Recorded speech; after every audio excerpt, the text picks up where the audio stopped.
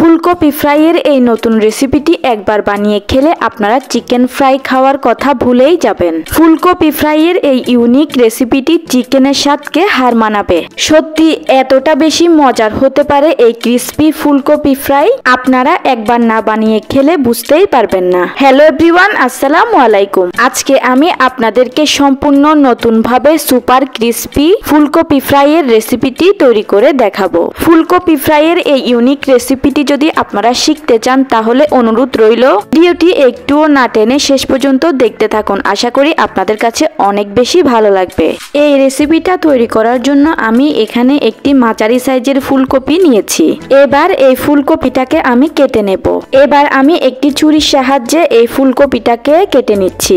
আজকে আমি এখান থেকে অর্ধেক পরিমাণ ফুলকপি দিয়ে এই নাস্তাগুলোকে বানিয়ে নিব। আমি ফুলকপিগুলোকে এভাবে ছোট টুকরো করে কেটে নিচ্ছি, তবে আপনারা আপনাদের ইচ্ছা অনুযায়ী যে কোনো সাইজ করেই এগুলোকে কেটে নিতে পারবেন। ফুলকপির মধ্যে যদি এরকম কোনো কালো দাগ থাকে তাহলে সেগুলোকেও ছুরির সাহায্যে কেটে ফেলে দিতে হবে। আমি এখান থেকে অর্ধেকটা পরিমাণ ফুলকপিকে কেটে নিয়ে তারপর ফুলকপিগুলোকে পর্যাপ্ত পরিমাণ পানি দিয়ে ভিজিয়ে রাখবো 10 মিনিট।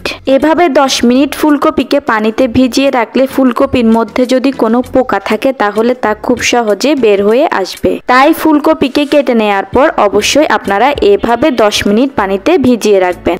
ফিরে এলাম 10 মিনিট পর। এবার আমি এই ফুলকপির টুকরোগুলোকে একটা স্ট্রেনারের উপর রেখে দিব যেন ফুলকপির গায়ে লেগে থাকা পানিগুলো খুব সহজেই সব ঝরে যায়। এবার এগুলোকে একটা সাইডে রেখে আমি অন্য একটি বাটির মধ্যে নিয়ে নিচ্ছি 1 কাপ পরিমাণ আটা। এবার এই আটার মধ্যে দিয়ে দিচ্ছি হাফ চা চামচ পরিমাণ লবণ।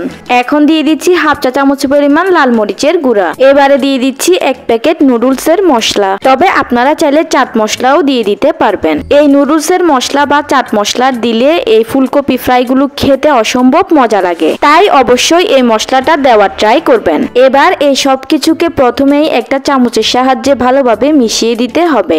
ভালোভাবে মিশিয়ে নেওয়া হয়ে গেলে এবার অল্প অল্প করে পানি দিয়ে একটা ঘন ব্যাটার তৈরি করে নিতে হবে। অবশ্যই কিন্তু অল্প অল্প করে পানি দিয়ে তারপরই এই ব্যাটারটাকে একেবারে ঘন একটা ব্যাটার তৈরি করে নিতে হবে। এই ব্যাটারটাকে কিন্তু কোনোভাবেই পাতলা ব্যাটার করা যাবে না। আমি অল্প অল্প করে পানি মিশিয়ে তারপর একটা ঘন ব্যাটার তৈরি করে নিচ্ছি। দেখুন আমি এখানে অল্প অল্প করে পানি মিশিয়ে এরকম একটা ঘন ব্যাটার এ পর্যায়ে তৈরি করে নিয়েছি। ব্যাটার তৈরি করে নেওয়া শেষ। এবার আমি এগুলোকে একটা সাইডে রেখে অন্য একটি প্লেটের মধ্যে নিয়ে নিচ্ছি হাফ কাপ পরিমাণ আটা। এ পর্যায়ে আমি এই আটার মধ্যে অন্য কোনো মশলাই ব্যবহার করব না, শুধুমাত্র আটাই ব্যবহার করব।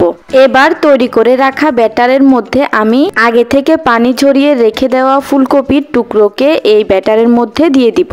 এবার একটা চামচের সাহায্যে এই ব্যাটার দিয়ে ফুলকপিটাকে ভালোভাবে কোট করে নিব। ফুলকপির টুকরোকে আটার ব্যাটারের মধ্যে ভালোভাবে কোট করে নেয়ার পর এবার শুকনো আটা আমি উপর থেকে ছড়িয়ে দিচ্ছি। হালকা হাতে চাপ দিয়ে এই আটাটাকে এই ফুলকপির গায়ে লাগিয়ে দিতে হবে। যেহেতু এই ফুলকপির গায়ে ব্যাটার রয়েছে তাই এই আটাটা খুব সহজেই এই ফুলকপির গায়ে লেগে যাবে। খুবই হালকা হাতে চাপ দিয়ে এই আটাটাকে ফুলকপির গায়ে লাগাতে হবে। এভাবে ঘুরিয়ে ঘুরিয়েও লাগিয়ে দিতে পারবেন। আপনারা যদি খুব চাপ দিয়ে এই আটাটাকে লাগান তাহলে খুব সুন্দর যে ডিজাইন তৈরি হচ্ছে সেটি হবে না। তাই অবশ্যই হালকা হাতে চেপে চেপে তারপর আটাটাকে লাগাতে হবে। ফুলকপির গায়ে আমার আটা লাগিয়ে নেওয়া শেষ।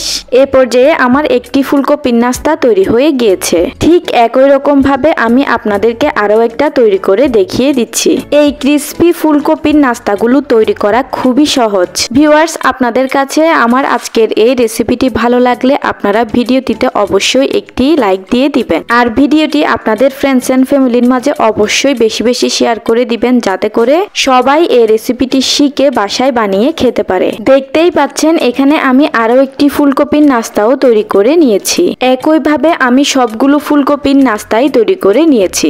এবার এগুলোকে ভাজার জন্য চলে যাব চুলায়। এখানে আমি একটা প্যানে পর্যাপ্ত পরিমাণ তেল আগে থেকে ভালোভাবে গরম গরম করে রেখেছিলাম। এবার সেই গরম তেলের মধ্যে আমি একটি একটি করে ফুলকপির নাস্তাকে ছেড়ে দিলাম। এই নাস্তাগুলোকে ভাজার সময় অবশ্যই খেয়াল রাখবেন তেলগুলো যেন আগে থেকে খুব ভালোভাবে গরম হয়ে থাকে। প্রথম পর্যায়ে তেলগুলোকে একেবারে ভালোভাবে গরম করে নিয়ে তারপর চুলার আঁচটাকে মিডিয়াম হিটে রেখে এই নাস্তাগুলোকে উল্টিয়ে পাল্টিয়ে লালচে কালার করে ভেজে নিতে হবে। আমার নাস্তাগুলোর এক পাশ ভাজা হয়ে গিয়েছে, তাই আমি অন্য পাশ ভালোভাবে উল্টিয়ে পাল্টিয়ে ভেজে নিচ্ছি। চুলার আঁচটাকে মিডিয়াম আঁচে রেখে এই নাস্তাগুলোকে ভালোভাবে উল্টিয়ে পাল্টিয়ে ভেজে নিলে নাস্তাগুলো একেবারে ক্রিস্পি তৈরি হয়। আর এই নাস্তাগুলোর এই ক্রিস্পি ভাবটা প্রায় 5 থেকে 6 ঘন্টা পর্যন্ত বজায় থাকবে। আপনারা নাস্তাগুলোকে একবার বানালেই বুঝতে পারবেন। আমার এগুলো ভাজা হয়ে গিয়েছে, দেখুন এগুলোর মধ্যে খুব সুন্দর একটা কালারও চলে এসেছে। এবার আমি নাস্তাগুলোকে তেল থেকে ছেঁকে একটা প্লেটে তুলে নিব। নাস্তাগুলোর কালারও খুব সুন্দর হয়েছে এবং এগুলো খুবই মুচমুচে তৈরি হয়েছে। একই নিয়মে আমি অন্য সব নাস্তাগুলোকেও ভেজে নিব। আমার সবগুলোই ক্রিস্পি ফুলকপি ফ্রাই তৈরি হয়ে গিয়েছে। আমি এগুলোকে সসের সঙ্গে পরিবেশন করে নিয়েছি। চায়ের আড্ডায় কিংবা যে কোনো অতিথি আপ্যায়নে আপনারা খুবই ঝটপট এই নতুন স্বাদের ক্রিস্পি ফুলকপি ফ্রাই রেসিপিটা বানিয়ে নিতে পারবেন। আশা করছি বাড়ির ছোট থেকে বড় সকলেই খুবই পছন্দ করবে।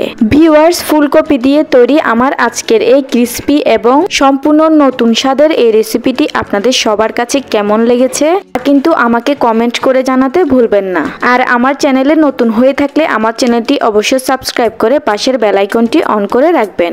সবাই অনেক বেশি ভালো থাকবেন এবং আমার জন্য অনেক বেশি দোয়া করবেন। আমি তাহলে আজকের মতো এখানেই বিদায় নিয়ে নিচ্ছি। আল্লাহ হাফেজ।